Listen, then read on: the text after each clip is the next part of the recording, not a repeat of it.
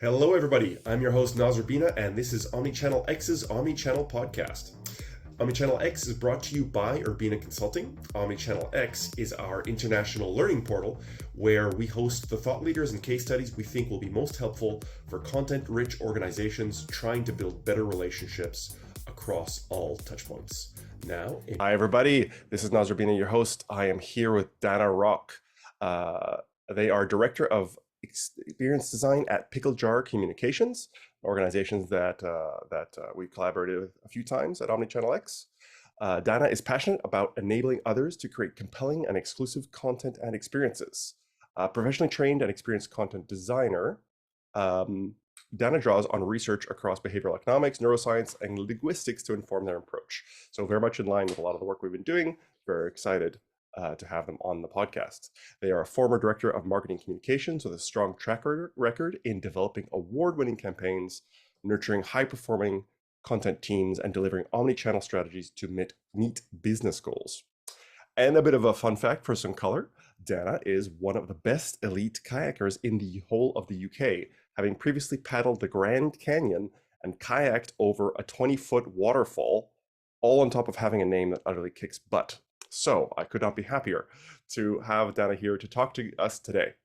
What we're going to be talking about today is putting the bits together, experience design for specialists. We're going to be talking about something which is a little bit outside the usual UX and design camp. We're going to go into something more holistic. I love this kind of thing, being a big fan of neuroscience, neurolinguistics, cognitive science, and how our processing information as a holistic, organic being should impact how we think about the design process. So we're going to be talking about what is the overall experience we create for our customers. Our experience is the sum total of all the bits. We've actually said this a couple times on the podcast. You know, I am it really bugs me when we talk about experience as if it's something that a device has. Like this product has a good or a bad user experience. When things don't have experiences, that's what makes them things. People have experiences, and so our experience when we are a user or a customer is the sum total of all of our touch points, all of our interactions with said thing, said brand, product, or all of the above. So it's made up of our interactions and our touch points, but also our expectations, feelings, and our memories that we go into that experience with and come out of it with. So it might sound kind of squishy and abstract, but as Dana will explain, it's these squishy sounding bits that are the key to designing the right experience for your customers. And it's these bits which we can easily forget, particularly when we're focused on delivering within our specialist areas. So here, as we often talk about it at Omnichannel X, we're not going to zoom in, we're going to zoom out. Talk big picture. This is a two-part episode where we're going to explore 4 experience design principles, all informed by scientific research, which you can use to rethink your approach and connect the bits together. So our 4 principles are going to be making things make sense, make it emotional, make it memorable or intentionally forgettable, and making it personal. So that's enough kind of setup for me. I want to say hi to Dana and thank them for joining us on the podcast. Hi, thank you so much for having me. Thanks for a great intro as well. My pleasure. I'm excited about this. This is like right up my alley. Super, super pumped. So our first principle is make it make sense. I wanted you to talk about a little bit in your own words what that principle is and how it fits into this bigger picture that you're going to tell us about today. Yeah. So make it make sense is the kind of the start of the kind of opening bar of what we need to do as designers, really, for the things that create those experiences to work. So does it make sense to our users, our customers, our audiences? And sometimes this is about, is it about accessibility and readability and just people understanding, what the steps of the journey are, where they need to go, what they need to do next.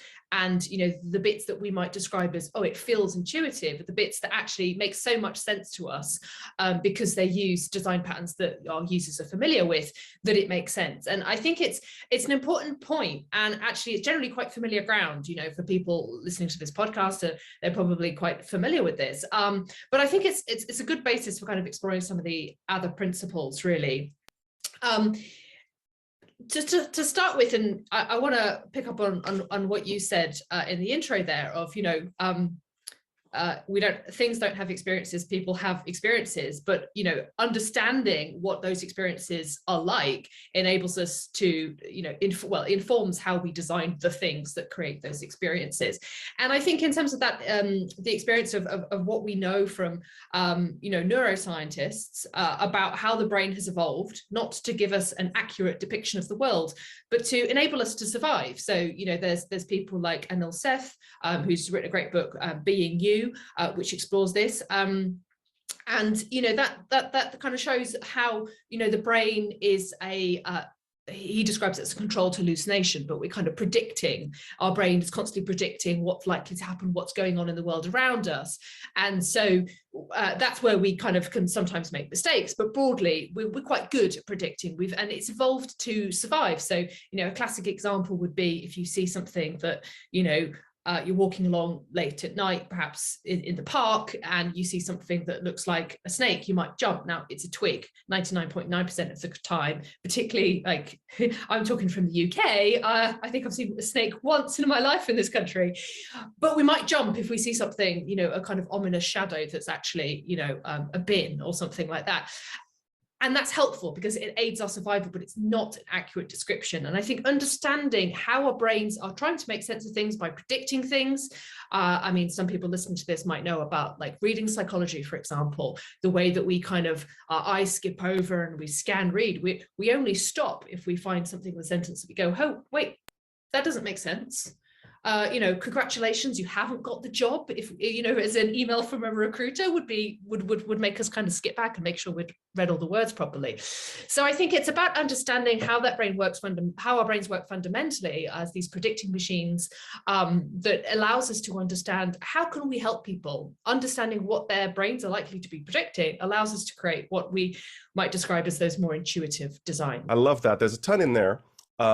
We had Anil as our opening keynote of our last Omnichannel X conference, which, as many of the listeners may know, has for the foreseeable future is our last conference as we've switched to the podcast and webinar format. But we were so happy to have Anil open up our last event, and I had a cognitive scientist talking to a bunch of content design and systems and people, because these concepts of sense making, wayfinding, and a huge one which you alluded to, which is compression, in the fact that our making sense of the world is compression. It is the active and systematic discarding of tons of detail, tons of the little stuff, tons of reality, in order to give us a more efficient machine for keeping us alive, as you put it. And so it's very interesting for me because I've been talking about compression as a cognitive principle, in the sense that there are users, what they see, it will be the things that jump out at them, which may not be the things that jump out at us. So, and this is always bridging the divide between designer and audience. What we see as obvious, what we see as self-evident, what we see as important may not match the mental process of the different users that we're creating for. And specifically, I saw an interview with the CEO of ChatGPT. I can't remember his name off the top of my head, but it's an easy Google. And he actually used the phrase prediction in the way that they do it with artificial intelligences. Prediction is compression, or compression is prediction. I don't remember which way he put it around. But basically, if we can compress down and understand these mental models, understand what is happening in the user's mind, then we can predict, and we can help them be able to predict, so that they anticipate and they understand the experiences. Do you have what are your kind of tips? Where do you see this? Where do we go wrong? What should we be doing better as designers? I Sense think making. there's probably two directions that we could go in. So one would be talking about copywriting, and because writing, is so fundamental really to how we're communicating in the things that we're creating. But the other bit I think would be also the visual design, and we could talk about the visual design of apps. So I mean, reading psychology, we've mentioned this already about how much of that is to do with prediction, with our eyes kind of skipping kind of merrily over the words and only stopping when we get stuck. And so understanding, people will be familiar with things like the F pattern of how we kind of scan reading. If we're left to right readers, that looks like an F, and in other dimensions for people who read in different directions in that language. And understanding that, we might think, okay, well, let's front load. So one thing which I won't get into because this will be the rest of the podcast of me going on a rant, Noz, but something like FAQs, I'm really anti FAQs because FAQs are, so I've actually for those of you just listening to the podcast, I was pumping both my fists in the air, having been a long time proponent of killing the FAQ dead.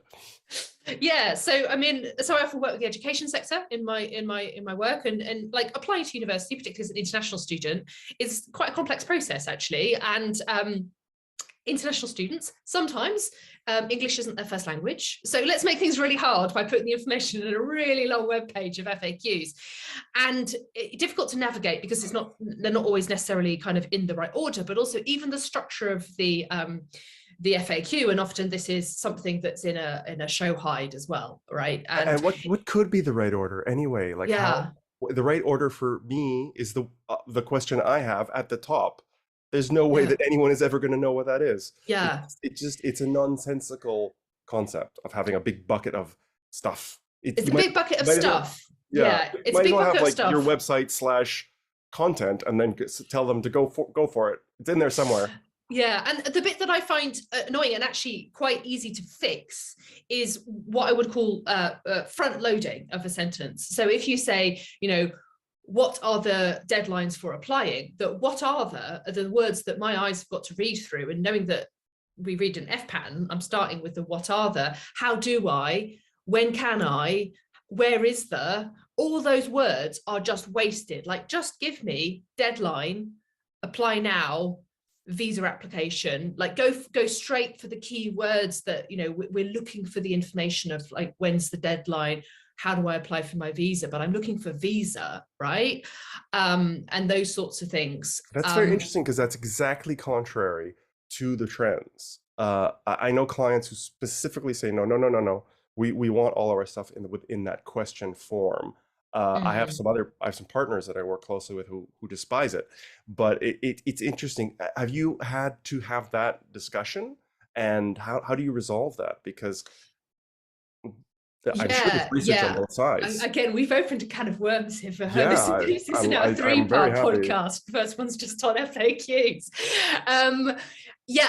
It is a conversation I have quite a lot. And I would say generally, if it was an arm wrestle, I tend to win on the FAQ balance, because I think where people come from when they're doing the long question is when they're thinking about search terms, right? But I've not seen any research that shows that actually the specific individual, it has to be, what are the deadlines for application? People will equally go application deadline. So, I think there's a question about how search works, but my view as well is, don't optimize for search, optimize for the human, because ultimately search is trying to optimize for the human. So, don't go for the proxy, go for the thing that you're both trying to achieve in your aim. My customers have been telling me, well, that it sounds friendlier. That's we want to give it that friendly tone for the humans, not they. I don't think they haven't been thinking about. And I hear your it's friendlier, and I counter with, it's friendlier to save your users time and make their lives easier and reduce cognitive load. So I would say to be clear is to be kind. Awesome. All right. I love that. Well defended. Okay. So that was FAQs, and maybe we need to pause on that, because otherwise we're still here in 2 hours. But the other place I would go in terms of this making it make sense is something you mentioned there about, we were talking about kind of what's intuitive. And it's thinking about what I would describe as the kind of the grammar of everyday life. I don't know if there's a better expression for it, but where we have design patterns which we have come to find intuitive. So, I could start a sentence, once upon a time, you're kind of expecting what's going to come next.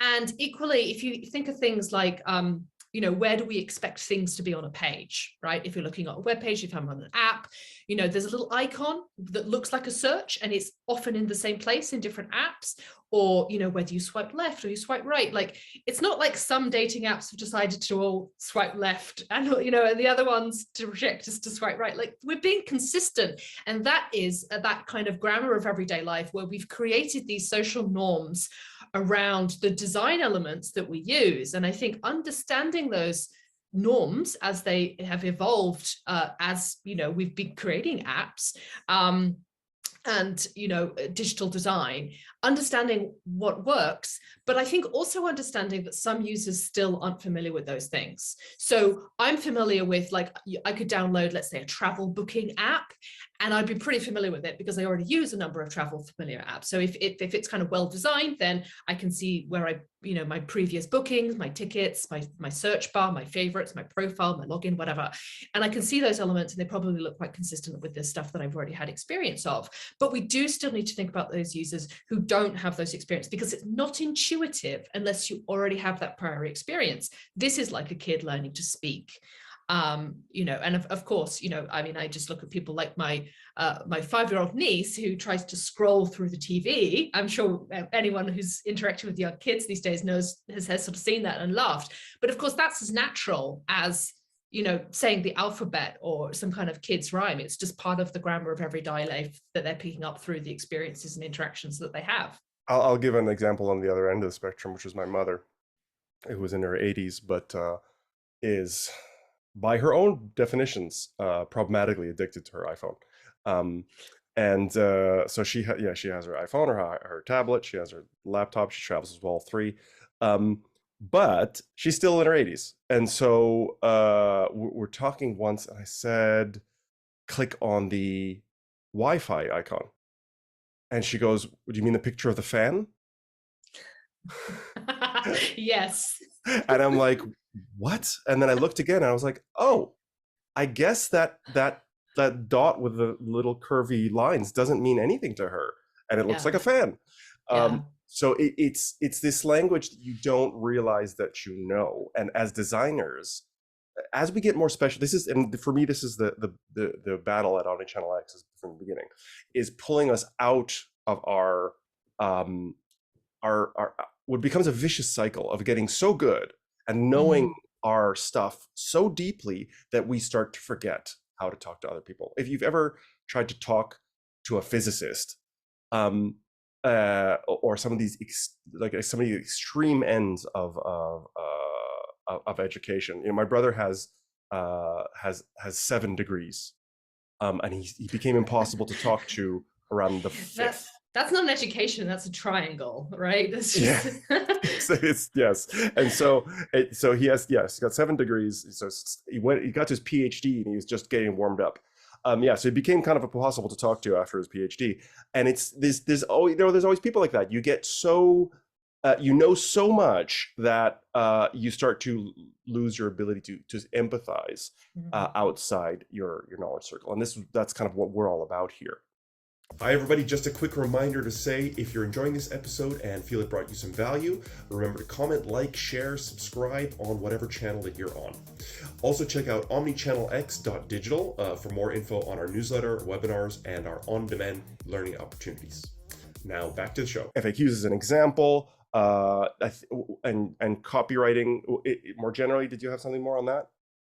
Yeah, well, I would say that these things, to pick up on what you've said, the grammar of everyday life covers both copywriting, where we are kind of, wanting to front load sentences to make things easy to read if people are scanning, thinking about what's intuitive in our design patterns because people are familiar with, the design of where a search bar might be or what call to action button looks like and those sorts of things. And I love that example of the fan for Wi-Fi, because if we think of, we used to obviously in English using 26 letters of the alphabet, but actually you can think of these things like the Wi-Fi icon, or the kind of gendered signs on toilets, or the disability sign on a toilet cubicle, Hamburger as menu icon. yeah, all of those things, exactly. The waffle, and think of those things as like part of a logosyllabic language. So in languages where one icon means a whole word, that's what we're getting in some of this stuff. And I mean, it's probably not time for this podcast, but there's a whole thing to say there about emojis and how they change the English language actually. But I think the key thing is to make things make sense. We want to understand the grammar of our users, both in terms of the language they use, but also their understanding of other visual elements that can inform the designs that we create, help understand what they know, what's in their frame of reference, and how we can design things that feel intuitive or help them along for less experienced users who might need an extra helping hand to get them through. Yeah, that last bit I think is really important, is that we design for our users can often become a little bit too monolithic, in the sense that if we have any kind of diversity or inclusivity in our app, then we have to think a little bit about not our favorite users, not our ideal users, but the actual potential users of our system, our app. Awesome. Okay, great. So that's I think that's a good basis for exploring the principles. Are coming back in. We are at making it make sense, making it emotional, making it memorable, making it personal. So I think we're going to cover making it make sense and making it memorable here in part 1. And sorry, what did I say? Making it make sense and making it emotional in part 1, and we're going to leave the other 2 for part 2. So that takes us up to making it emotional. This is one of my favorites because emotions are talking about emotions in business, which is, when we're talking about design, we're usually in some sort of business entity, or even if it's a nonprofit, it's an organization with budgets, etc. We're all very serious and so on. Unlike leaving startup culture aside, really talking to the emotional side of design is hard. It's hard to get that discussion, hard to have it in a serious way. I think that it's incredibly important, because when emotions are low, that's a prioritization rubric. When people are down, when people are upset, when they're frustrated, those are the hot spots that we need to target in our audience journeys. And when they're positive, when they're on a high, that's our opportunity for calls to action. That's when we can hit them for a share now. That's when we can hit them for a give us a testimonial, or subscribe or share, sign up, upgrade, cross-grade. Maybe you'd also like. So tracking emotions across time is really, really, really important. So I'm interested in your take when you say it's one of the fundamental principles. Yeah, +1 on everything that you've just said there, first of all. I worry that emotions get a bit of a bad rap, that we think of, thinking as rational and emotion as just this kind of fuzzy stuff that we can ignore and push to one side. But, emotions are the common currency of our experience, and everything that we experience in life, from eating a cheesecake to, engaging with an app, booking something online, can be translated into kind of positive, negative feelings that we experience. And how we feel has a really important impact on what we think, what we do, and what we remember. And that's why I think it's really important for us to understand how the things that we design create those experiences, by understanding, how people are feeling and how people perhaps want to feel or should feel for, the reasons that you've just listed. And my evidence for this is, first of all, to just share a piece of research that looks at the idea of emotional priming. There's a piece of research that basically got 2 groups of people, and they watched one of 2 movies, and then they watched an advert, which was an advert for a museum, and saw lots of people busily kind of visiting the museum. And they were then asked kind of, how likely are you, how much do you want to visit the museum having watched the advert? And their response varied depending on what film they'd watched. So half the group watched The Shining, which is a horror film, and it's a pretty awful horror film, I've seen it myself. And the other one watched Before Sunset, which is a romantic comedy.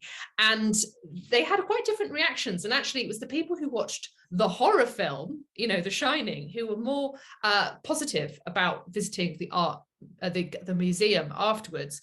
And the researchers kind of explore this a little bit, and it comes to an idea of kind of a modular theory of mind, so that we've got different kind of, they're not quite modules in a kind of clean, neat, kind of divisible sense, but kind of different modes of operation that can exist in our minds that are linked to some of our kind of basic evolutional need, where they can be kind of provoked into directing, you know, our emotions direct how we would respond to something. So if you watch a romantic comedy, it kind of prompts a kind of kin seeking, I think is the kind of the term, but kind of a bit feeling a bit lovey-dovey, makes you want to kind of hide away, a, you know, more intimate environment, be a bit more private, away from the hustle and bustle of people. Whereas fear provoke, you know, a really strong fear response, watching something like The Shining, actually seeing people is the safety of crowds. It kind of helps to protect you. So so that protective element is what essentially suggests that by watching the horror film, the fact that the advert for the museum had lots of people in, people feeling fearful, they're seeing the crowds as a safe haven, whereas those that incline towards a kind of kin-seeking, intimate environment didn't want to be in that space. Now, I think this is a kind of interesting example, because we don't always have introspection. It's what drives our decision making, what drives our behavior. I was just going to say, that sounds at a very deep primal level, because I'm sure there's a lot of people who go, no, when I'm scared, I don't want to be around anybody. But I think that if you go deep enough into the psyche, like if you're truly, you know, Yeah. the real fear, then that's, your preferences are not part of it anymore. Your conscious choice, your mammal instinct kicks in and says, I'm safer in the pack than I am by myself. Yeah. Even intellectually you might see it the other way. Yeah, but even while we think that we have conscious choice and conscious decision making, we've probably all had moments in our lives that we could point to where we've been hungry, cold, and tired, and we've just, you know, we've just cracked, we've just shouted at somebody, you know, we've kicked something, you know, we've shouted at a driver or something like that. And it is instant, and it is emotional part of ourselves. And I think rather than just ignore that and go, oh, you know, acting out, understanding that our emotions do drive our behaviors, and we have a kind of a cultural, social narrative that we're very rational beings. But actually, I mean, there's, you know, all of Daniel Kahneman's research really points at how irrational we are, and understand Daniel Kahneman, Dan yeah. Ariely. Dan Ariely is one of my favorites. Sorry, don't have the list off the top of my head, but I'd like to jump in just quickly and I just want to put a bullet in that once and for all. I will have to look it up and put it in the show notes, but there's specifically research on people who have had the particular type of damage to their brains where they can no longer feel emotion. And for me, that's those people are the end of this debate, because what happens if you can't feel emotions? Do you become Mr. Spock and become a hyper-rational being who only thinks in logic? No. What actually happens to those people is they can no longer function at all. Because when you sit down as Aristotle or Plato or Mr. Spock to reason about something, you need emotion to tell you what to reason about. What am I going to try? What problem am I going to try to solve today? What's a good problem to solve? How do I know when I've reached the answer?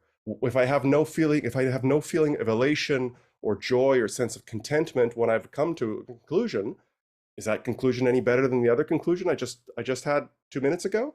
Emotion is the only thing that allows us to be rational. It is the reward system. Like if you had an artificial intelligence and you trained it and said, here are pictures, just look at them, it wouldn't get any smarter. You have to tell it, this is good, this is bad. And without that reward system of emotions, rationality, completely is nonsensical. And so, I want to just kind of slam dunk that one, because once I heard that research exists and that they have the data, this whole debate just becomes, I think we just need to spread the word that that's a dead issue.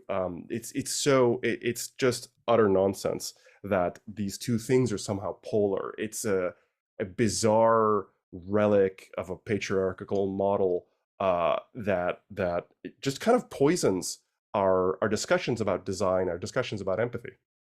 Yeah, I think that's a great point to raise. The research that shows that you take away emotion, you don't get super, Mr. Spock, to use your example, but you get indecision, a lack of ability to make decisive decisions. And I would point towards the fact that, we've got this continuous kind of raw sensory data that actually everything we experience is singular and unique in a way. And it's the common currency of feeling that is everything that we've ever experienced, of positive, negative, which actually allows us to build connections between those unique experiences to get a sense, get a feeling of, oh, this feels like a good idea, or this feels like a bad idea, and actually pull together those disparate experiences into something that informs and predicts and allows us to behave in a way that's advantageous, essentially. So yeah, emotions absolutely have a bad rap. And I think we really do need to get quite serious about understanding and designing for customers' feelings, thinking about that design process. How do they feel? How do they want to feel? And how does that affect with the content that they're engaging with? And how do you want to respond to that as a designer, if you've got insight into that? So same question. If you had the elevator pitch, 30, 60 seconds, what would be the top things that come to your mind as recommendations? Where are you seeing ways that this could be improved in teams? How do we get better at this? How do we get better at this? At the emotional side. Yeah, I think the first thing is understand your customer's emotions. So something like you've got your user journey map, you've got your top tasks, great, but that's not enough. You need to understand what the frequently encountered emotions are, or understanding the context of people's interactions. So a really good example, and I think it's a good example, A, because it was done well, and B, because it is very emotional experience. I'd point to Co-op Funeral Care. So they've got some content principles that really speak to emotion. Now, the Co-op Funeral Care is a chain of funeral homes in the UK, and they're creating content to help people who are bereaved. They've just lost somebody who potentially was they loved and was really important to them. It's a hugely emotional time, and they've really thought about that and have come up with these kind of content principles that inform how they create their content. So they kind of acknowledge, just saying, the people that we're talking to are likely going through a huge process of grief, and we can't console them, we can't stop that grief. So they're kind of making a decision about how to respond. They say instead, the most helpful thing we can do is just be really clear and really concise. Like, don't have flowery wording. Don't say, passed away as a kind of a euphemistic term. Just say the word death. Like, make it as clear and easy to understand as possible, because there's so much, I guess, stress and emotion in the person who is engaging with that content, that actually something that is quite clear and practical is the kind and empathetic thing to do when you're trying to create content for somebody who is experiencing grief. I think that's a really nice example, because they've thought about how do people feel, but they've also thought about how do we respond? How do we respond to this emotion, and how does it inform the way that we create content? And you can see it if you go to their website. You can, it's actually those content principles are available on the internet, so you can Google them and find them, and you can look at their web pages. And yeah, they're doing it. They're doing what they're saying they're going to do in terms of creating clear content. Excellent. Okay, great. Thank you. Okay, so we're going to tackle making it memorable and making it personal in part 2 of this 2-part episode. We'll be back with Dana Rock. I'd like to thank everybody for listening, and I will hope to see you on the next episode. Remember to get in touch with us with other questions. If you already heard this one, you still have time to ping us, share us, subscribe, etc. All that good stuff on your channel of choice. And we'll see you in the next episode. Thank you for listening. This has been the Omnichannel Podcast with your host, Naz Urbina, founder of Urbina Consulting. Let us know on LinkedIn or Twitter what you liked from this episode, what you think we missed, and who you would like us to interview next. Now that you've heard what we're passionate about, you can also check out urbinaconsulting.com to find out a little bit about what we do. Thank you so much, and see you next time.